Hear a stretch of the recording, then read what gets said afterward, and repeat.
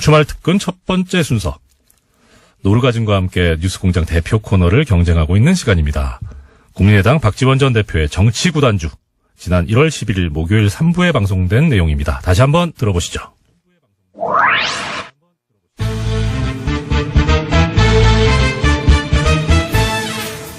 정치구단주 박지원 전 대표 나오셨습니다. 안녕하십니까. 구단주 연봉 올려주세요. 왜요? 잘하고 있잖아요. 그런데 지금 제가 예. 방송으로 나오면서 네. 박영선, 나경원 코너 예. 재밌더라고요. 재밌었어요. 그 이름을 예. 욕심쟁이들. 욕심쟁이들. 두 분 다 욕심쟁이들. 정치하는데 예. 욕심 많아요. 대단한 여성 정치인들인데 예. 조금 오늘 튀지를 않더라고요. 첫 시간이다 보니까 아직. 그런데 서로 탐색전을 했다면 그 고정 코너로 나오는 거예요? 네네. 그러면 정치 구단주 청취율 떨어졌네. 거기가 더 재밌어요. 아니, 바로 제가 이거 제안하는데 홍준표 대표 대 박지원 전 대표 네. 한번 해보세요. 대박 날 거야. 그렇죠. 대박 나겠죠. 네. 공장장 자신 없어 하네. 사실 저야 뭐 할 게 있습니까? 그냥 마이크만 틀어주시면 두 분이 다 할 텐데.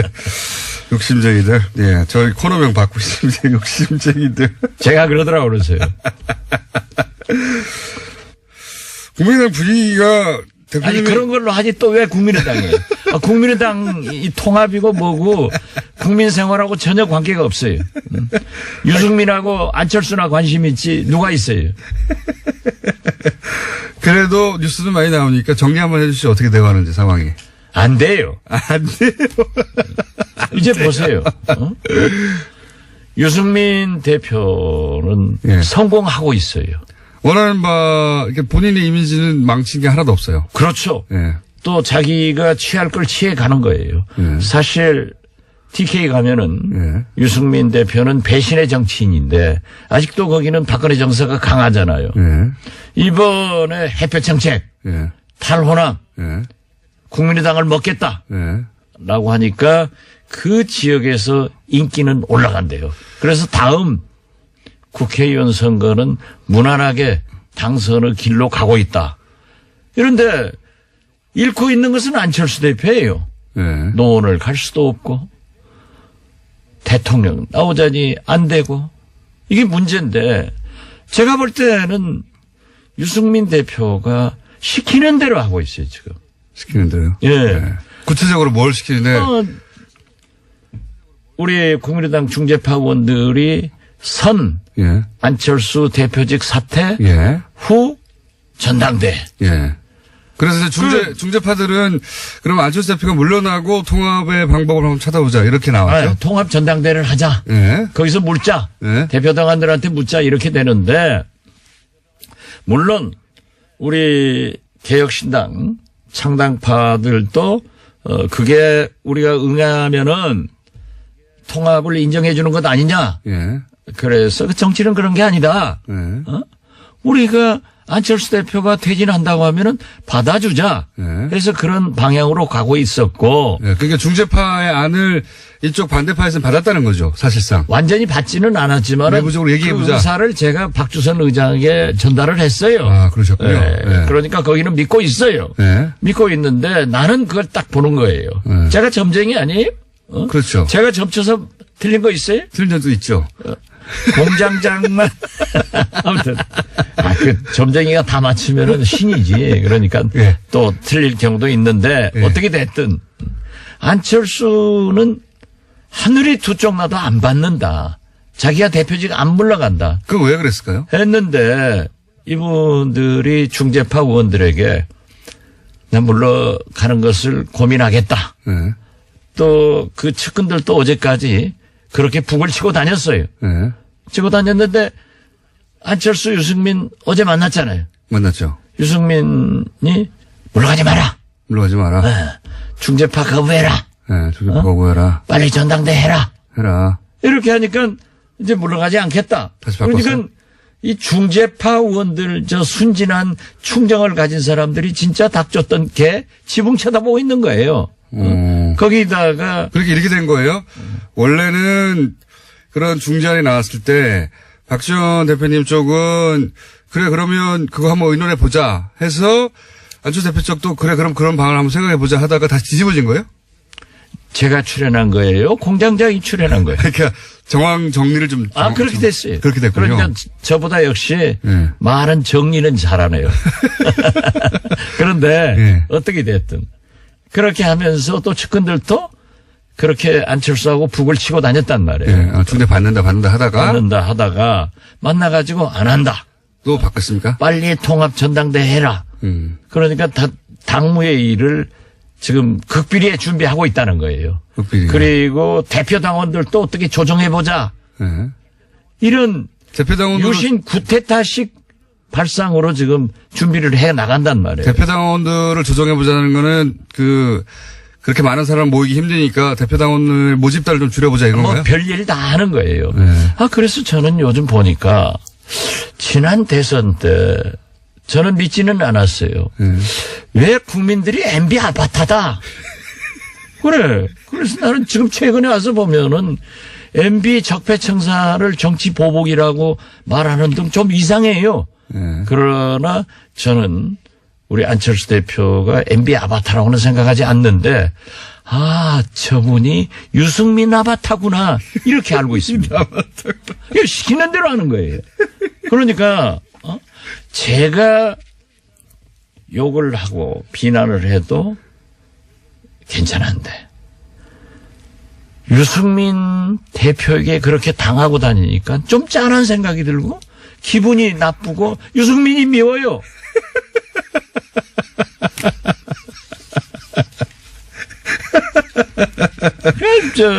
유승민 보세요. 그 리더십이 예. 33석 정당을 20석으로 만들더니 이제 10석으로 만들고 곧 또 탈당해서 제가 맨 처음 점쳤던 대로 예언하셨던 바죠. 줄어들 것이다. 예. 6, 7석 때는 그 축소의 귀재야. 축소의 돈을 벌어야지 돈을 까먹는 귀재야. 그래서 그 리더십은 이미 나타났고 역시 유승민 대표는 꼬마 바른정당의 대표로 행복하게 사는 것이 좋다. 왜 또 나무당에 와서 오늘 좋은 옷. 우리 국민당을 분탕질하려고 하느냐. 보수 바른정당. 예. 가치가 있으니까 지키고 그 정도 했으면 오지 마라. 그리고 꼭 그렇게 생각했으면 당신이 안철수 데려다가 둘이 같이 해라. 이건 그러니까 안철수 대표가 탈당해서 그리로 가라. 그렇죠. 그런데 지금 유승민은 진퇴양난이고 우리 안철수 대표는 TV에 나오면은 안철수 대표 뒤에 계란 2개 있죠. 이 진퇴쌍난이라니까. 진퇴쌍난.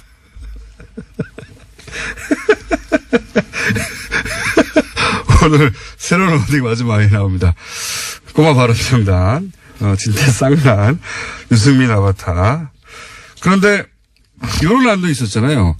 그러지 말고, 이게 뭐 국민의당 입장에서 나온 방안이긴 하지만, 바른정당 의원들이 개별 입당하는 거는 뭐 괜찮지 않느냐. 좋죠. 예. 김동철 대표가 모처럼 홈런성 발언을 했어요. 근데 그렇게 할 리가 없지 않습니까, 사실.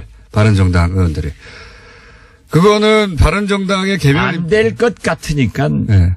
김동철 대표가 그렇게 얘기했겠죠. 지금 통합될 것 같아요. 안 될 것 같으니까 둘 다 얘기하는 거예요. 안 되는 건 빤히 알면서. 예. 아니 국회의장이 예. 국회 사회를 안 보는데 국회 본회의가 열릴 수 있습니까? 우리 정세균 의장이 민주당 출신인데 민주당에서 기분 나쁘다고 국회의장 제명을 하고는 국회의장직 물러갑니까? 국회의장은 본회의에서만 선출할 수 있고 국회의장이 개선을 해야 산해선을 해야 당선됐습니다 하고 선언을 해야 되는 거지. 전당대 의장이 합법적이지 않으면 안 한다고 하는데 지금 헛물 켜고 다니는 거예요. 전당대 의장은 이상돈 의원이고 이상돈 의원은 통합에 반대하고 있으니까 본인은 합법적이지 않으면 진행하지 않을 거라고 하니까 전당대가 그렇죠. 안 될 것이다. 네. 그러면 이게 어떻게 결론 납니까? 결론은 어떻게 나는지. 대표님 전망해 보시면. 결론을 네. 제가 지금 여기에서 얘기하면은 네. 참 곤란한데 네. 저는 통합은 안 된다. 통합은 안 된다. 그러면 안철수는 떠난다. 안철수는 떠난다고요? 예, 가서 네. 그 사랑하는 유승민과 손잡고 살아라. 그러니까 결국은 이 합당 시도는 실패로 끝나고 안철수 대표가 이 당에서 더 이상 있지 못하고. 실패하면은 자기가 못한다고 얘기했잖아요. 네. 말씀대로 가겠죠. 그러나 우리는 지금도 기다리고 있어요. 돌아가고. 아직도 사랑하고 있어요. 노래 한번 할까요? 하십시오. 기다리고 있어요. 이런 심정이라니까요. 대표님 아주 지금 기분이 좋으신 것 같습니다. 네. 대표님이 애초에 전망하고 목표하였던 대로 일이 풀려가기 때문에 그죠? 예. 저희가 조만간 홍준표 대표하고 노래자랑 이거 홍준표 대표하고 저하고 하면 재밌을까요? 아주 재밌겠죠. 근데 이제 대표님은 전 대표고 홍준표 대표님은 현 대표라. 현 대표라서 난 안 해. 이럴 수도 있어요. 그러니까 현전이 예. 현전이. 또 홍준표 대표도 곧 전 대표 돼요. 곧 전 대표인데.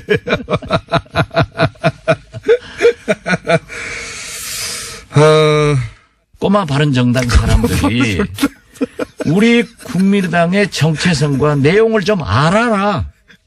당신들하고 통합했다가는 그날부터 평창 동계올림픽, 남북 고위급 회담, 앞으로 군사회담으로 이어지고 이산가족 상봉으로 이어지고 트럼프 보세요.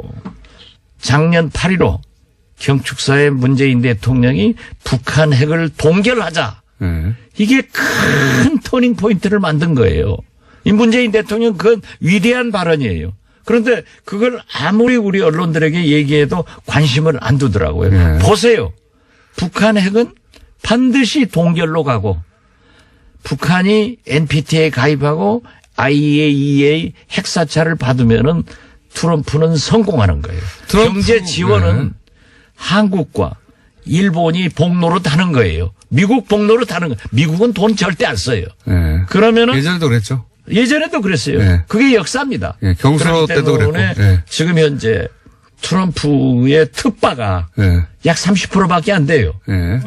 그런데 실질적으로 미국 대통령 선거는 금년부터 이제 각 당의 예비 선거 나올 사람들이 클로즈업 됩니다. 예. 내년부터는 그분들이 예비 선거를 위해서 전국 순회를 합니다. 예. 투어를 한단 말이에요. 예. 그다음에 마지막 후보 경선에서 본선 기간은 4, 5개월밖에 안 돼요. 예. 실질적으로 금년부터 미국 대통령 선거는 시작된 겁니다. 집권 2년 차. 그렇죠. 예. 도저히 트럼프 대통령이 국내 지지도로 봐서 안 될 또 것 트럼프 같으니까. 대통령은 미국의 건국 이념과 가치관을 무시하고 장사꾼 대통령이란 말이에요. 네. 세일즈맨 대통령. 그래서 세일즈던트예요. 그렇기 때문에 세계적 재앙인 북한 핵 문제, 예. ICBM 등 미국을 가장 위협하게 하고 미국 국민들이 가장 불안하게 하는 북한 핵 문제를 딱 해결하면은 노벨 평화상 받아가지고 대통령 되니까 그 길로 간다고요. 저도 그렇게 그때마다 생각합니다. 예. 노벨 평화상을 노릴 거라고 봅니다. 저도. 그렇죠. 저도 작년부터 하던 얘기인데. 예. 예. 제가 하니까 따라 했지 뭐. 제가 먼저 했어요. 그러지 마. 아무튼 그러고 이 방송 진행자하고 저처럼 정치인하고는 달라요. 했어도 내가 공식적으로 발언하면 제가 한 거예요. 저희는 방송으로 기록이 남아 있습니다. 작년에 했던 그 이야기. 기록은 1000번 남아도 제가 한 게 기록 남는다니까. 어떻게 됐든. 예. 그럴 때 그런 문제가 진행될 때 유승민 우리 국민의당 예. 같은 당내에서 계속 지금 이번에도 그러잖아요. 네. 위안부 역사관이 유승민 어때요? 자, 대북 문제. 이번에도 무슨 전술핵 배치하자 무슨 북한 핵 거론해라. 이게 말이 되는 거예요? 네. 그때마다 충돌하면은 네. 국민들이 이 당을 뭐라고 보겠어요? 국민의당을. 그래서 저는 얘기합니다. 보수가 나쁜 게 아니에요. 우리 중도 개혁이 나쁜 것, 진보가 나쁜 게 아니에요. 이게 국가는 체크 앤 밸런스, 서로 견제하면서 영어 많이 쓰시네요. 네. 예. 영어 안 써야 돼. 영어 쓰면은 또 체크 우리 바란스. 김호준 공장장이 죽잖아. 한마디도 못 알아다니까. 체크 아무튼 바란스 영어라기보다는 한국말이죠. 바란스. 예. 반란.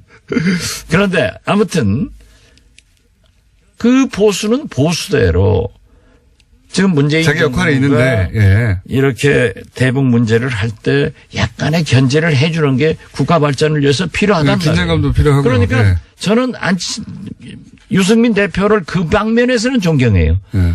정체성이 나는 보수다. 예. 당신들하고는 정체성이 안 맞다. 예. 그러니까 통합이 어렵다. 예. 그걸 지켜야지.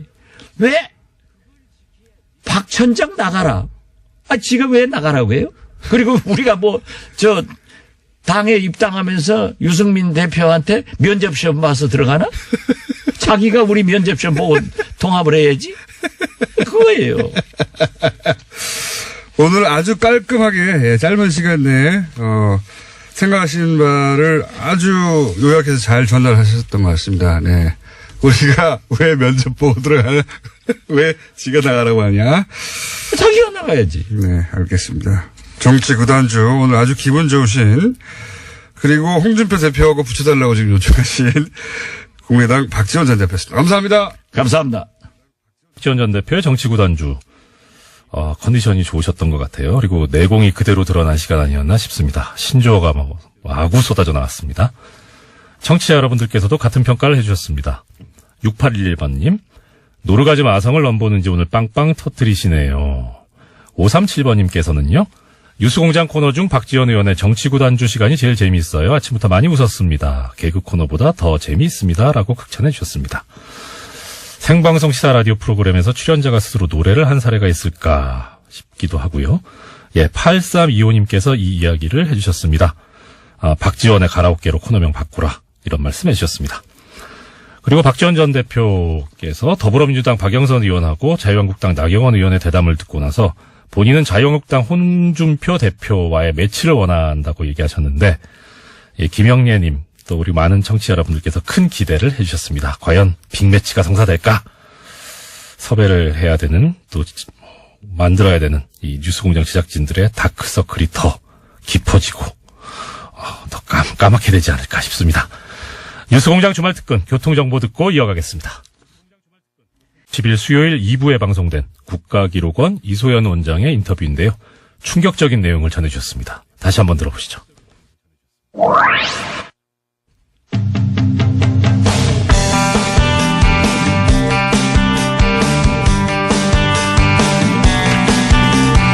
이명박 박근혜 정부 시절 자원외교 4대강 엄청난 세금이 들어간 예산이 들어간 사업들이죠. 그런데 이 사업들에 관한 기록물이 거의 없다. 문재인 정부 들어서 처음으로 공공기관 기록물 실태조사를 진행한 한국국가기록원 이소연 원장님 전화 연결했습니다. 안녕하십니까? 안녕하세요. 네, 반갑습니다. 오랜만입니다. 예, 보고 싶었습니다. 네. 그러니까 못 보지만. 기억하실지 모르겠는데 작년에 뉴스공장에 출연하셔가지고 박근혜 정부 시절 청와대 문서 관리 엉망이다. 예. 그런 얘기를 해주셔가지고 큰 웃음을 주셨었는데, 그런데 국가기록원장에 취임하셨더라고요. 일단 축하드리고요. 고맙습니다.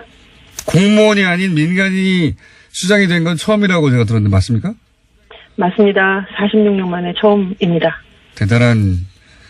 그런데 민간인이 수장이 됐으니까 그 공무원들의 시각이 아닌 민간인으로 꼭 하고 싶었던 일들, 평소에 전공의도 하셨고 그런 일들이 있었지 않았겠습니까? 제일 중요한 게 국가기록원에 대한 정부와 국민의 신뢰를 회복하는 것. 회복이라 그러면 옛날에 굉장히 가졌다가 뺏긴 것 같은데, 그 신뢰를 쌓을 틈이 없이 지난 10여 년간 이런저런 일을 겪으면서 예. 무너졌거든요. 예. 그걸 세우는 게 제가 꼭 하고 싶은 일입니다. 예. 신뢰를 다시 저기다 맡기면은 되겠다. 정부 입장에서는 청와대도 그렇고 각급 공공기관도 그렇고 우리의 소중한 업무로부터 만들어진 기록을 잘 많이 생산해서 저기다 맡기면은 잘 관리해 주겠구나라는 믿음이 필요하고요. 아무데나 막 확 까지고 죄송합니다. 깐다는 게 또 나왔는데 어쨌든 뭐 지네 정권이나 뭐 힘 있는 사람이 요구하는 대로 막 휘둘리면서 다 내놓겠다 싶으면 누가 기록을 생산해서 주겠어요. 그렇죠. 예. 또 국민들 입장에서는 저 기관은 어쨌든 이런저런 큰 힘이 있어도 휘둘리지 않고 더 많은 기록이 생산되도록 뭐 이렇게 촉구 뭐 지원도 하고 감사 감독도 하고 그렇게 해서 잘 만든 기록을 잘 넘겨받아갖고 관리하고 있다가 그 내용 그대로를 법적으로든 문화적으로든 진본으로 인정할 수 있는 상태로 잘 관리하다가 국민들이 원할 때 이렇게 내놓을 기관이다라고 하는 그 실력을 또 국민들이 인정해주지 않는다면 뭐 국가에서는 엄청나게 들여서 국가기록원이 기록을 관리하다가 갖고 있던 기록에 대한 뭐 요청이 있을 때 뭐 이렇게 내놨는데 그게 원본이냐 니네 이거 고쳤지 니네 실력 없어갖고 이거 변경되도록 허용했지 이렇게 믿으면은 뭐 일하는 의미가 하나도 없는 거죠. 자, 원장님. 그런데 그 문제의식은 잘 알겠습니다. 네. 그런데 이제 국가기록원이 그동안 일을 잘 했는지 혹은 더 나아가서 공공기관들이 제대로 문서를 그런 기준에 맞게 생산했는지를 확인하기 위해서 최근에 자원외교 관련된 그리고 4대강 관련된 그리고 세월호 관련된 기록물이 어떻게 관리되고 있는지 실태 조사를 하셨다고 제가 들었는데 어제 발표했습니다. 네. 국가가 왜 쪽 국무회의 상정되면서 왜 이쪽 그 기록물 관리가 제대로 되고 있는지 조사하기로 결정하신 겁니까? 애초에? 사실은 이런 일은 국가기록원이 그동안 계속 해온 일이에요. 공공기록물관리법 19조에 보면 중앙기록물관리기관의 장, 다시 네. 말하면 국가기록원장입니다. 국가기록원장은 공공기관 기록물의 관리 상태를 정기적으로 또는 수시로 점검하여야 한다라고 하는 조항이 법에 있고요. 이 조항을 구체화하는 시행령의 별표 1에 보면 특히 주목해서 지도감독해야 될 기록물이 어떤 거냐 하면 300억 이상의 국가 예산이 투입되는 주요 정책 사업. 300억. 그다음에 그다음에 국민적인 관심사가 모이는 사업. 그다음에 이제 이게 한 장짜리 굉장히 많은 조항들이 있는데 그중에 요 세 가지에 밀접한 관련이 있는 내용을 제가 말씀드리는 거죠. 국토의 형질을 변경시킬 정도의 대규모 공사 사업. 이런 것들이 들어있습니다. 그럼 4대강에 딱 맞는 거네요. 그렇죠? 그렇죠. 네. 그러니까 이런 거를 저희가 법에 따라서 했어야 되고 그동안 사실 안 한 것은 아닌데 네. 국가기록원 직원이 행안부 직원이 3,000명인데 국가기록원 직원이 320명이에요. 예. 굉장히 큰 조직임에도 불구하고 저희가 이 법조항에 따라서 지도감독해야 되는 수시점검해야 되는 정기 수시점검해야 되는 대상기관이 1,500개입니다. 저희는 행안부에 소속되어 있는 소속기관일 뿐이지만 기관 이상은 저희가 감독해야 되는 대상이 되는 기관은 청와대, 입법부, 사법부를 다 망라하는 1,500개 기관이에요. 예. 그러니까 이 기관을 아무리 정기적으로 수시적으로 점검하라고 해도 일제 한 번에 매년 이렇게 할 수는 없기 때문에 그때 좀 이렇게 영역을 잡아서 할 수밖에 없고 그렇군요. 해왔던 일인데 다만 올해의 차이점은 뭐냐면은 예년에는 이렇게 점검에서 나온 결과가 충격적이라고 할지라도 네. 그것을 이렇게 크게 문제시할 수 있는 어떤 기관으로서의 자신감 또 기관의 구조 같은 거는 없었던 것 같아요. 네. 아무래도 행정직 문화 안에서는 일을 크게 키우기보다는 좀 조용히 자연스럽게 무마하는 이런 업무 관행이나 문화가 있기 원장님 때문에. 오셔서 자신감 있게 이렇게 빵빵 터뜨리시는 거군요. 한마디로. 그렇죠. 사실 업무 자체는 제가 와서 한 게 아니에요. 저는 11월 29일 날 발령을 받았고 네. 이 점검은 작년 원장님 알겠습니다. 그 상황은 다 알겠는데 시간이 다 지나가고 있어서 중요한 내용. 그래서 실태 조사를 하셨어요. 하셨더니 예를 들어서 자원외교에 33조가 들어갔는데 네. 구체적으로 석유공사 같은 경우에는 뭐 2조짜리가 4조짜리를 변했는데 300억 이상만 돼도 문서를 자세히 생산해야 되는데 이 관련 문서가 없더라 이런 발표가 있었는데. 그렇죠. 네. 보니까 특히 이 자원외교 관련한 내용은 주요 그 투자에 관련된 결정사항을 심의하는 리스크관리위원회가 예. 뭐 석유공사 말고도 광물자원공사나 가스공사 같은 곳에서 다 어떤 투자의 내용이나 액수를 변경할 때에는 회의를 하도록 이런 관리위원회에서 리스크관리위원회에서 하도록 되어 있는 당연히 모양이에요. 그렇겠죠. 당연히. 예, 그런데 액수가 얼마인데. 회의록이 생산되지 않은 경우도 있었고 가스공사 같은 경우 회의록이 아예 생산이 안 됐어요? 예, 그 횟수가 1회에서 14회, 18회에서 21회 회의록이 생산되지 않았어요. 석유공사 같은 경우에는 1조에서 2조로 투자 금액을 변경하면서 예. 그런 회의를 했다고 하는 기록은 있는데 예. 그 왜 회의할 때는 회의 자료라는 걸 만들잖아요. 안건별로. 그 안건에 대한 자료가 기록물로 등록되어 있지 않아요. 그러니까 회의를 했다는 것은 있는데 어떤 논의상을 거쳐서 이렇게 투자 금액을 늘렸는지에 대해서는 기록이 없는 거죠. 1조가 더 들어가는 회의인데 회의 내용이 없는 거군요. 네. 또 뭐 회의록을 분실한 경우도 있었고요. 광물자원공사 같은 경우는. 근데 이제 기자분들이랑 국민들이 제일 궁금해하시는 거는 그럼 이 중에 이런 네. 기록관리 부실의 내용 중에 어떤 것이 의도적이냐, 예. 무단파기냐, 무단으로 이렇게 은폐하려는 의도냐라고 그걸 어제 이제 기자 간담회에서 제일 많이 물어보셨어요. 그렇죠. 왜냐면은 이제 보통 여기 뉴스 공장이 진행되는 TBS도 이게 네. 공기관이기 때문에 예산 가지고 엄청 얼마 안 되는 거 가지고 굉장히 짜게 굴거든요. 기록으로 다 남겨야 되고. 그런데 맞습니다. 네. 근데 이제 저희 직원들도 한 1,000만 원 정도가 변경돼도 원장 결제에 흔적을 남기고 싶어 합니다. 당연하죠. 나중에 책임져야 되니까. 그런데 예. 1억도 아니고 10억도 아니고 100억, 1000억도 아니고 조가 변경되는데 아무런 기록이 없다는 건 이건 상식적으로는 도저히 이해가 안 가거든요. 자, 그런데 예. 저희 조사의 목적은 저희 조사는 이런 식으로 해요. 저희가 목적이 주요 이런 결정사항에 대해서 입안부터 종결까지의 당연히 나와야 하는 기록들이 만들어졌나 라는 걸 보기 때문에 조사 방식이 기본적으로는 공공기록법을 준수하는 방식으로 내부 규정이나 지침이 만들어져 있는지를 제일 처음 보고요. 네. 만들어져 있는 내부 규정과 지침에 따라서 기록을 생산하고 등록하고 관리하였는지를 보는 거예요. 네. 그러니까 그 기록에 담겨져 있는 내용이나 있었어야 되는 기록에 담겨져 있었어야 되는 내용이나 아니면 이것이 어떤 의도를 갖고 파기되었는지에 대해서 조사할 수 있는 권한도 권한이 없고 없다. 그런 걸 밝혀낼 수 있는 조사 방식도 아니에요. 그렇기 때문에 저희의 후속 조치가 네. 각종 그 감사 기관들에게 감사 요청을 하는 거죠. 기관의 시정 조치뿐만 아니라, 그러니까 이 기록관리 감사라고 하는 거는 과거에 벌어진 일을 밝히는 내용이라기보다는 앞으로 벌어질 일들에 대한 기록을 더 철저하게 만들면서 이해했습니다. 가도록 하는 그런 내용입니다. 자, 그건 이해했고요. 네. 이해했고 충분히. 그러니까 국가기록원이 잠깐 마지막에 끝나기 전에 저한테 네. 잠깐 시간 주셔야 돼요. 대반전 뉴스 있습니다. 아, 그래요? 네. 수사기관이 아니기 때문에 국가기록원은 규정을 준수했는지 확인하고 그리고 감사원에 감사를 요청한다든가 이렇게까지밖에 할 수 없는 한계는 이해했고요. 근데 이렇게 조사를 쭉 하다 보니 네. 그러니까 책임 회피를 위해서 누군가 고의를 없앴을 가능성 이거는 그냥 개인적인 견해를 있긴 있을 거다. 있긴 굉장히 있습니다. 많은 건수를 저희가 발견했어요. 사실 저희가 이제 처음 원장으로 와서 제가 한 일은 아니지만 예. 장관님께 제가 처음 이거 보고를 할 때 장관님이 물어보신 게 그거예요.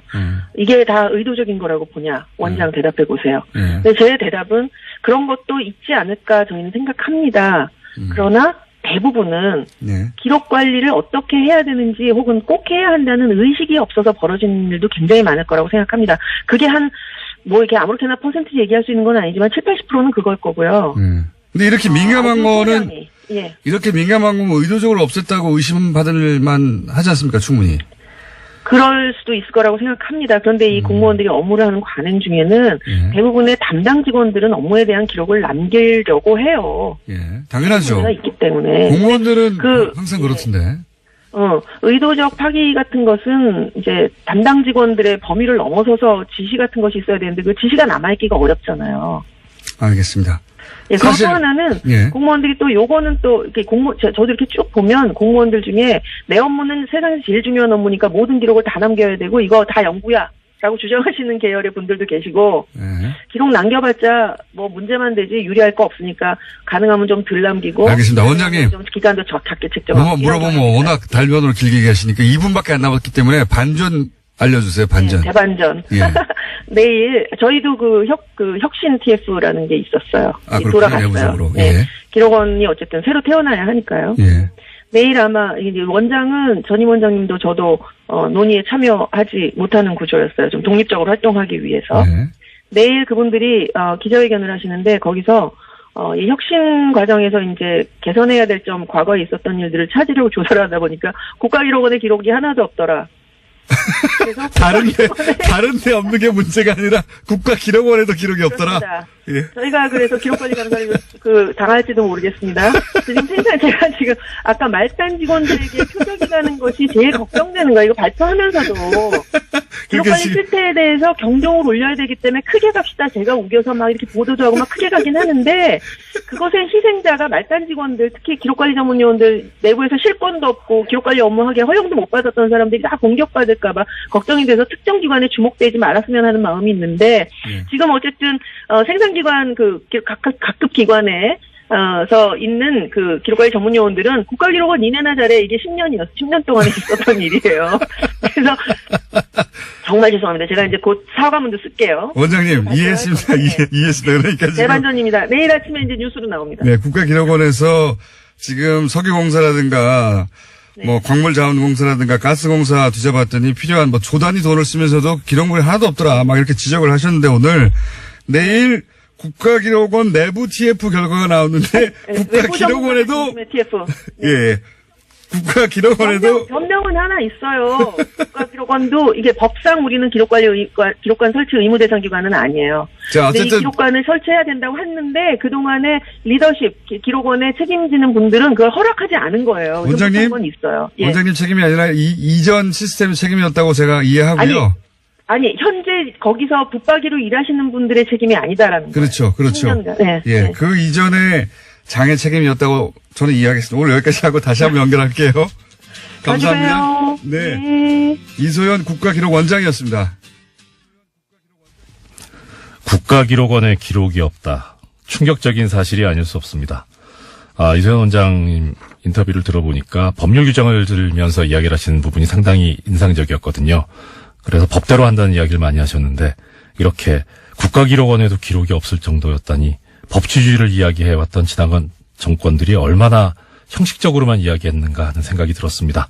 카카오톡 아이디 깐족마늘과 안깐족마늘님도 국가기록원 반전 코미디라고 의견 주셨습니다. 시원시원한 이소연 국가기록원장 인터뷰에 또 모셔달라는 청취자님들의 민원이 쇄도했습니다. 8604님 스튜디오에 모셔달라고 주문하셨습니다. 이소연 원장께서 자주 보자고 하셨으니까 조만간 나와주시지 않을까 싶네요. 예, 주말 특근인 뉴스공장 본방송과 가장 다른 점, 바로 참여 방법을 소개해드린다는 겁니다. 우물정 0951 50원 유료 문자를 이용하시거나 카카오톡 TBS 친구 맺기 하시면 무료로 의견을 보내실 수 있습니다. TBS 게시판, 팟빵 게시판, 페이스북 김어준의 뉴스공장 페이지에 의견을 주셔도 좋습니다. 그 세 번째 순서는 지난 1월 9일 화요일 4부에 방송된 내용입니다. 박종철 열사 고문치사 사건 당시 검안위였던 오연상 원장의 인터뷰입니다. 다시 들어보시죠.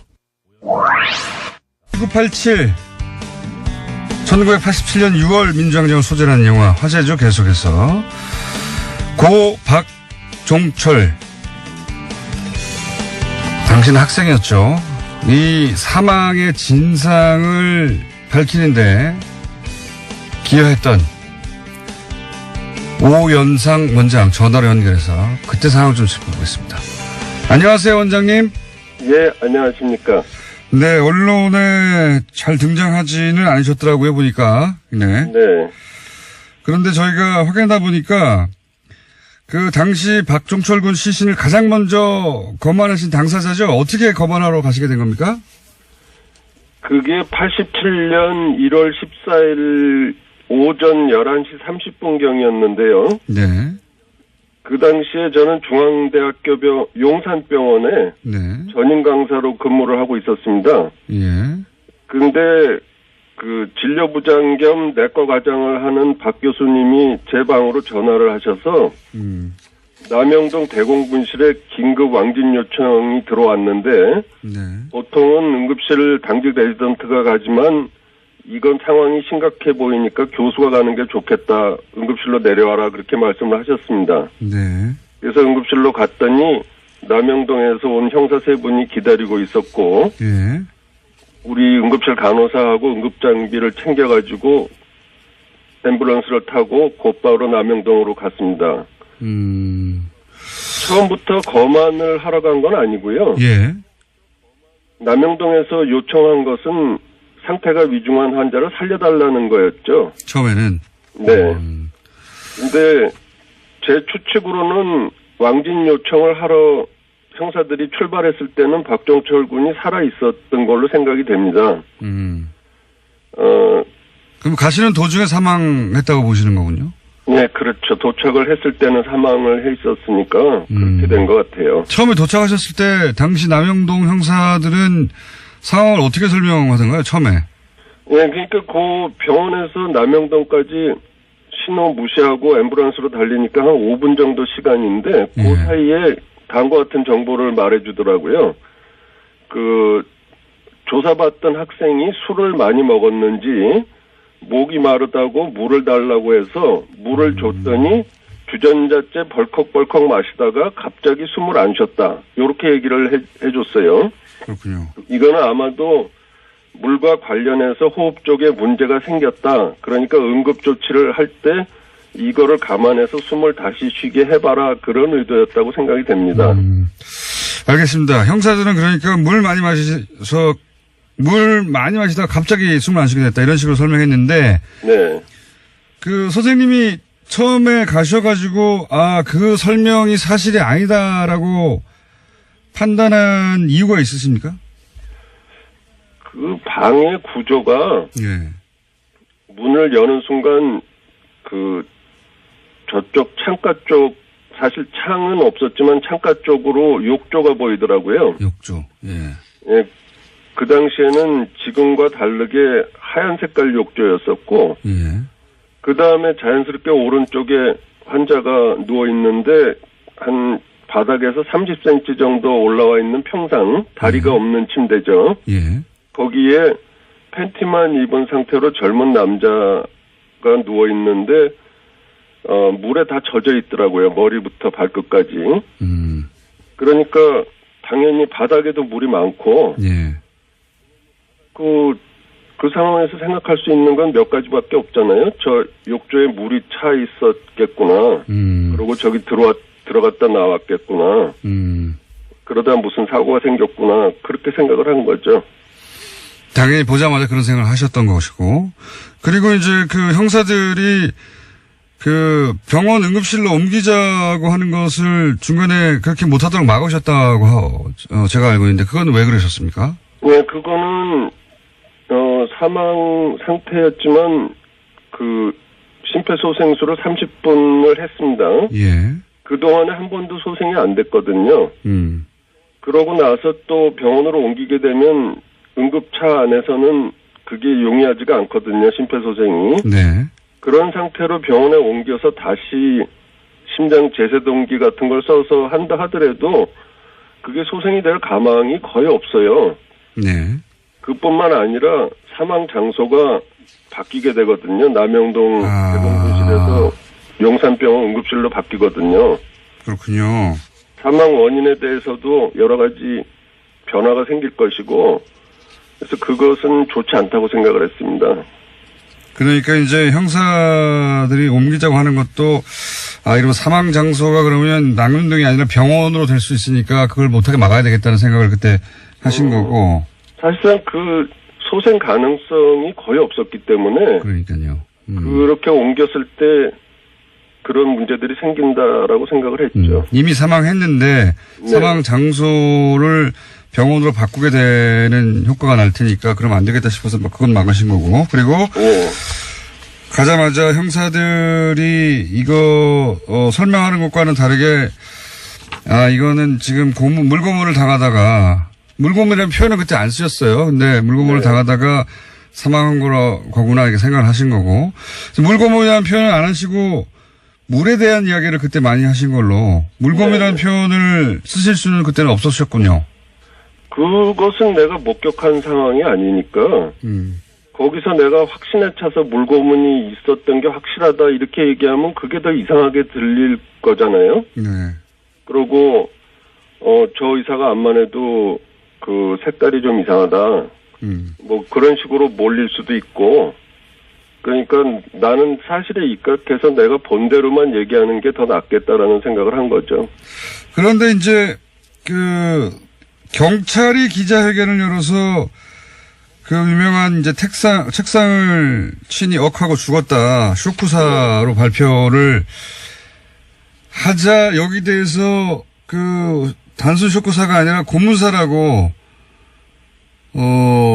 사실상 처음 말씀하신 분이 선생님 아니십니까? 네, 신문 기사가 처음에 그렇게 나갔죠. 예.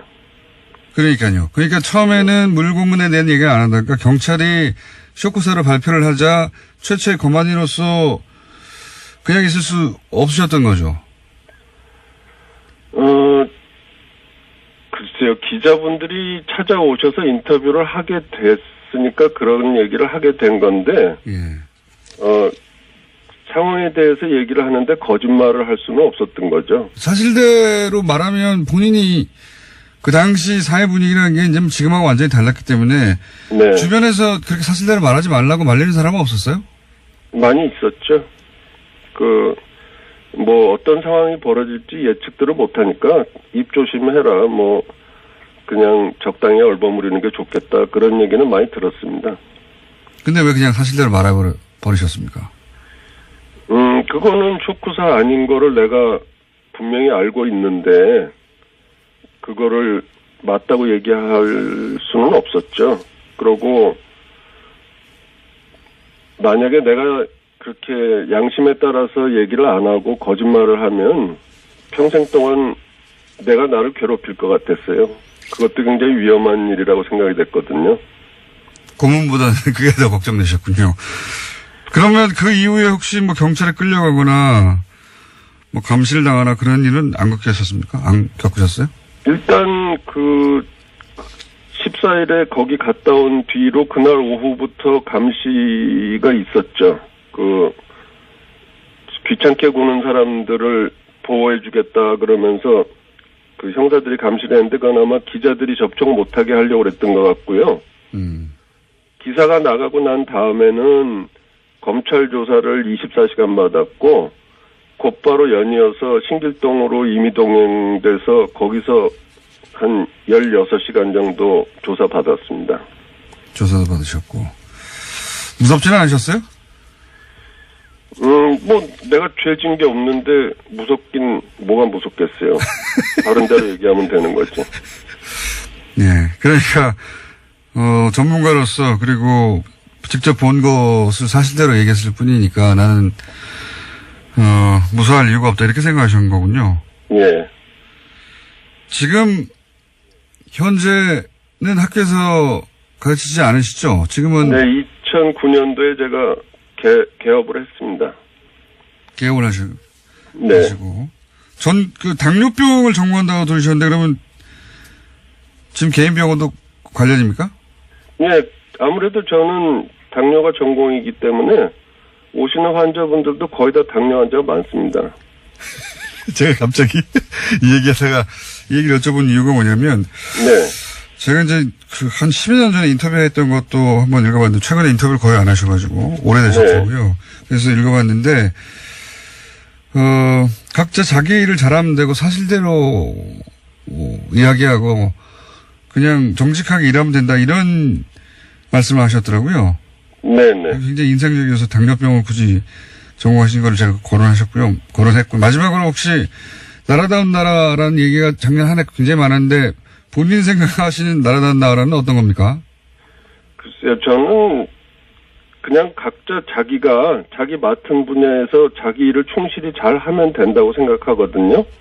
저 같은 의사는 환자 잘 보고, 정치인들은 정치 잘 하시고, 물건 만드시는 분들은 좋은 물건 많이 만드시고, 그렇게 하면 좀 나라다운 나라가 된다고 생각합니다. 그게 기본인데 그게 쉽지가 않아요. 예. 선생님, 오늘은 직접 모시고 좀 자세한 얘기 나눠봤으면 좋겠는데. 네. 전화해서 여기까지만 하고요. 저희가 한 번 더 모시겠습니다. 감사합니다. 예, 감사합니다. 네. 박종철 군 거만이었던 오현상 원장이었습니다. 내일 뵙겠습니다. 안녕!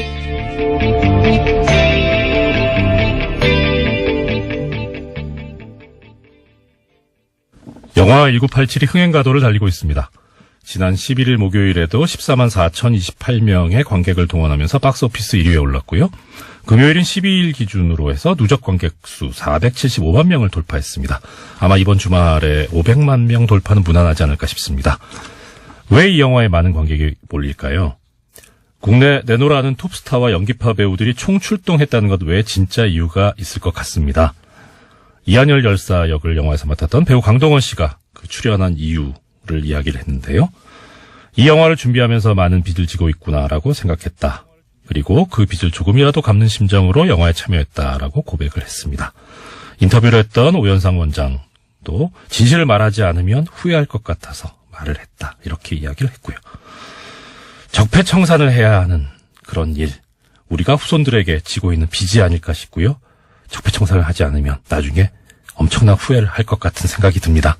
영화 1987을 찾는 관객분들께서도 같은 마음이 아닐까 싶고요. 교통정보를 듣고 다시 이어가겠습니다. 주말 특근을 마칠 때가 되었습니다. 지난 한 주를 두 단어로 한번 정리를 해볼까요? 청취자 여러분들은 어떠신지요? 저는 추위 그리고 기레기 이렇게 두 단어가 떠오릅니다. 지난 한 주 진짜 추웠습니다. 아직도 춥죠? 그래도 우리가 이 추위를 견딜 수 있는 것은 따뜻한 봄이 올 것이라는 희망이 있기 때문 아닐까 싶습니다. 우리에게 고통과 시련이 닥치더라도 희망이 있는 한 우리는 결코 쓰러지지 않을 겁니다.